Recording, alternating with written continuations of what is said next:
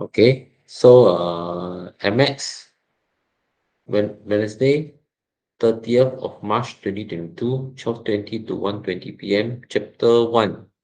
Okay, so do the exercises, follow the textbook. Exercise 1A, 1C, 1D, 1G, then 2A, number 4, number 5A, and 6, page 26 to 27. And then exercise 1A, 1E, 2, 3, 4A, and 5, page 28. And then exercise 2, 4, 5, 6, 7, 8, 9, 10, 11, 12, and 14, page 31 to 33. So this one you need to understand the situation over here, okay? Because later on when you do questions, refer to this theory, okay, or this concept. A function f that maps x to xy has an inverse function. This inverse function, if f is one-to-one function, it must be one-to-one function only here.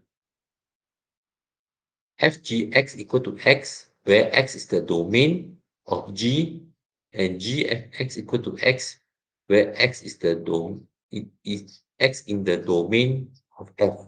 Okay, so x is the domain of g, so this is the domain. Fgx will be the domain. Over here, fx will be the domain. Okay, that means we start with this one first, this side first. If two functions f and g are inverse functions of each other, then the domain of f range equal to range of g. So if f is the domain, so the range is the g. And if the g is the domain, then the range is f. Okay.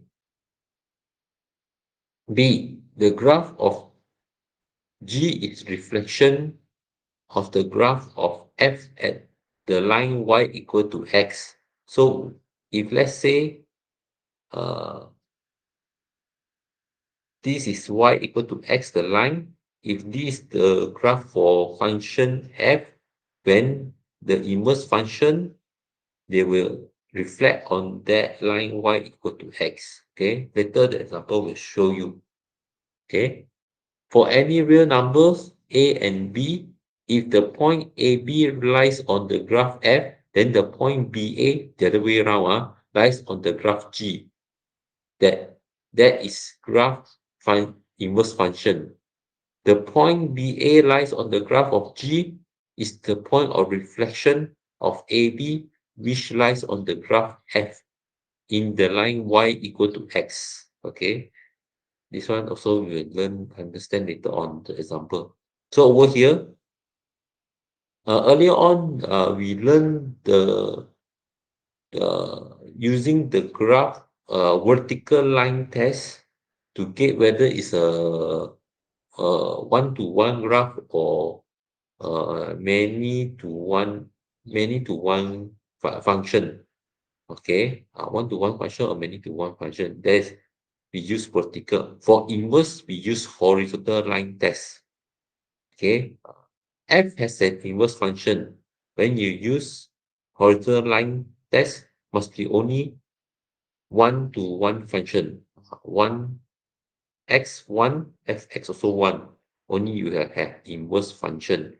If you use a vertical line test, horizontal line test to test the graph, because it's based on the y equal to x, that's why they use horizontal line.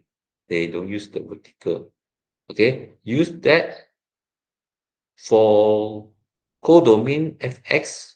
You got one, but you got two domain x and x1 and x2. That means f does not have an inverse function. You have the one-to-one function. This one is a many-to-one function. It's wrong. Okay, we use horizontal line test. I must remember. Okay, so we look at example 15. Determine whether each of the following function f has an inverse or not. Give a reason for your answer. So we look A. Okay, is it one to one? Oh, it's one to one. Okay, so f is a function because this function is one to one with every element in the domain mapped to only one element in the codomain. The inverse of this function also maps every element in the codomain to only one element in the domain. Function f has an inverse function. Okay, actually, the final answer is it inverse or not? So it's an inverse function. Your reason you were right because f function is a one-to-one function, okay, or it's a one-to-one function. F has an inverse function because function f is one-to-one function. Okay. So for B, is it one-to-one function? Okay, you draw the horizontal line test, any line horizontal. Okay, so we can look here. F has an inverse function. Why? Because when you draw a horizontal line test, it's only at is one to one function because function f is one to one function. Okay, so example 16, verify that the function fx equal to 3 minus 2x has an inverse function gx equal to 3 minus x over 2. Okay, so you need to verify whether this is has an inverse function now. Okay, you need inverse to get this one. As you can see, earlier on you learn the concept. Okay, this concept. Okay, uh, fgx equal to x and gfx equal to x. If fg equal to x, gf equal to x, then is a it has an inverse function. Only can do like that. Fg equal to gf equal to x. Okay, so using the same the concept that we learned, understanding, so we can check whether fgx and gfx do we get the value x also. Okay, fgx equal to gfx equal to x. Okay, so we must check whether the fgx do you get x, gfx do you get x. If it's equal, then it's an inverse function. So we can start off with fgx. Fgx, when you write down f big bracket gx equal to f gx replaced with 3 minus x over 2. Then 3 minus x over 2, you put inside the x. That means inside the x. So you get 3 minus 2 bracket 3 minus x over 2. Okay, then you simplify it. 3 minus this one, cancel, cancel, you get 3 minus x. Then you simplify it, 3 minus x plus x. 3 minus 3 plus x. So you get 3. Okay, x, you get x. So from here, you get fgx equal to x. So when you find gfx will be g bracket fx, fx you replace with 3 minus 2x, 3 minus 2x. So 3 minus 2x replace inside the g. Okay, over here, 3 minus 2x over 2. 3 minus 2x over 2. Then you simplify here first. 3 minus 3 plus 2x. So you get 2x over 2. So you get x. So it's the same. gfx equal to x, fgx equal to x. So both equal to x. So gx equal to 3 minus x over 2 is the inverse function of fx equal to 3 minus 2x.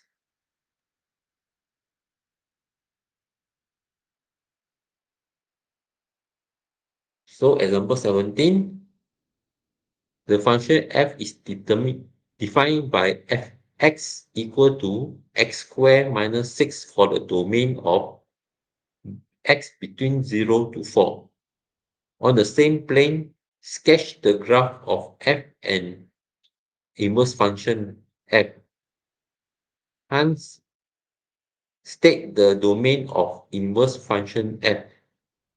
Okay, so from here I know that okay, why is it like this? Uh,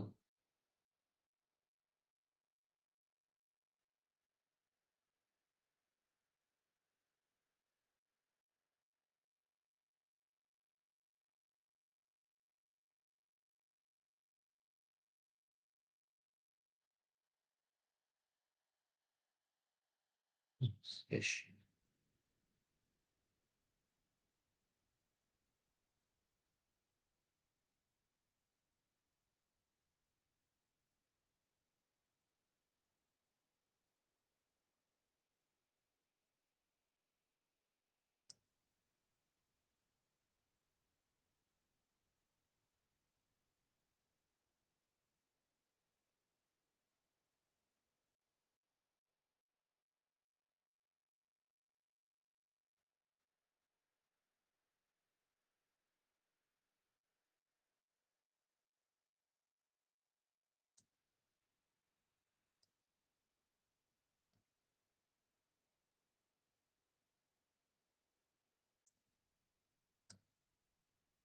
Okay, when you want to sketch it, you can draw the diagram x, y. Okay, start with 0 until 4. 0, x is 0, 1, 2, 3, 4. Then 0 replace inside here. 0 square minus 6, you get negative 6. 1 square minus 6, you get negative 5. 2 square minus 6, you get negative 2. 3 square minus 6, you get 3. 4 square minus 6, you get 10. Then from here, you can sketch the graph. Sketch the graph, don't need to use graph paper. Just simply y and x. So x must be 0 to 4. So x 0 to 4. Okay, 0, 1, 2, 3, 4. And then y must be between negative 6 to 10. So negative 6 to 10. So all you agak lah, okay. When you agak, so better use the correct scale lah. Like maybe 2, 4, 6. 2, 4, 6, 8, 10.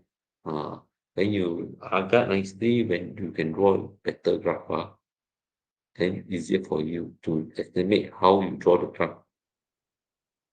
Okay, so when you draw the graph, okay, 0, negative 6, x is 0, y is negative 6 over here, 1, negative 5, 1, negative 5 is over here, 2, negative 2, 2, negative 2 is over here, 3, 3, so here 3, here 3, okay.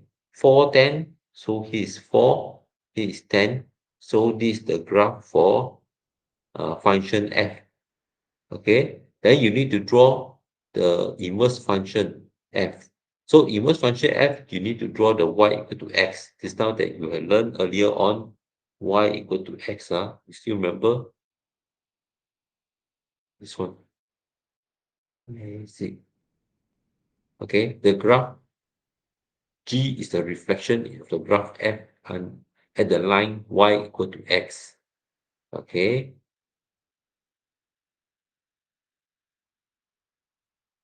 Okay, so from here you draw y equal to x because x equal to 0, y 0, x1, y1, x2, y2, x negative 1, y negative 1. So you draw a dotted line to differentiate between the function f and inverse function. If you draw straight line, people, you will get confused also. The markers will get confused. Okay. After that, you reflect. This one must be a reflection for the inverse function. So if this is negative 6 over here, here will be negative 6 over here. If here is 4, 10, this time we learn AB become BA. 4, 10 become 10, 4. 10, 4. 0, negative 6 become negative 6, 0. Okay, that's how you draw the graph for inverse function f.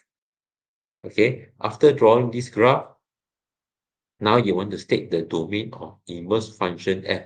Domain of inverse function f is the image of domain f. So domain f, the x the inverse. Okay, this is the domain of F. So you must get the image of the codomain of the fx lah.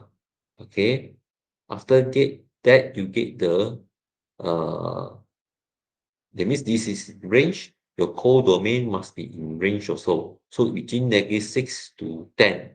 So -6 to 10, that means that is fx for the codomain f. But to get the domain of function, inverse function f, that means it's the codomain of function f. That means become the x, the domain of x of inverse f will be x. So between 10 to -6. Okay, that's how you get the domain of inverse function f. So we look at example 18. Okay, the diagram shows the graph of y equal to fx passing through 1, 0, 1, 0, p, and q, 3, 6, 3, 6. This is the function f. Okay, on the same diagram, sketch the graph of inverse function f. Okay, showing the points of corresponding p and q. It means must show p and q. Before you want to draw this one, okay, usually on the same diagram, draw on this diagram. Okay, so I show another example to differentiate the original diagram lah. Okay, but actually draw on the same diagram. So you need to draw the y equal to x. So y equal to x, you need to draw. Okay, so it means 0, 0, 1, 1, 2, 2, 3, 3, and so on. So you draw a straight line, dotted straight line. After that, you label y equal to x. Then you want to get the inverse function, that means it's the other way around. So if 1, 0 becomes 0, 1, you see, if 3, 6 becomes 6, 3, okay, then you draw the point 6, 3, 0, 1, then you drawing this p, image of p is image of q, okay, then that is the inverse function of f. Okay, I think drawing like this will be very simple if you understand the concept very well. So determine the inverse function. Okay, so inverse function, you look at example 19. This one, you need to understand how to find the inverse function. Earlier on, you already learned that one is just the basic to understand the diagram. Okay, now you need to find it without the diagram. Okay, this diagram is just for your reference. Okay, fx equal to 5x plus 2. You want to find inverse function, that means fx equal to y. This x equal to y, or not? So fx equal to 5x plus 2 equal to y. So you need to get the value of x. So 2 bring over minus 2. So 5 multiply bring over y. So y x equal to y minus 2 over 5. There's the x, okay, in terms of y. Because inverse function is inverse function y equal to x. Is x, y. So inverse function y to x. The other way around. Can you see it? So inverse function f of y equal to x. So equal to y minus 2 over 5. So from here, I know is x minus, when I change it, this one become x. So here become x. So f inverse function fx equal to x minus 2 over 5. So the answer is you must, this one is in no function notation. So this one must be function notation also. So inverse function f x maps to x minus 2 over 5. Then you say, ask you to find inverse function for object 7. Okay, want to find the image. So 7 replace inside. Then here 7 replace inside. 7 minus 2 divided by 5. 7 minus 2 divided by 5. You get answer 1. That means if this is a 7, the object domain should be 1 for the function f. Okay, that means the codomain for inverse function f.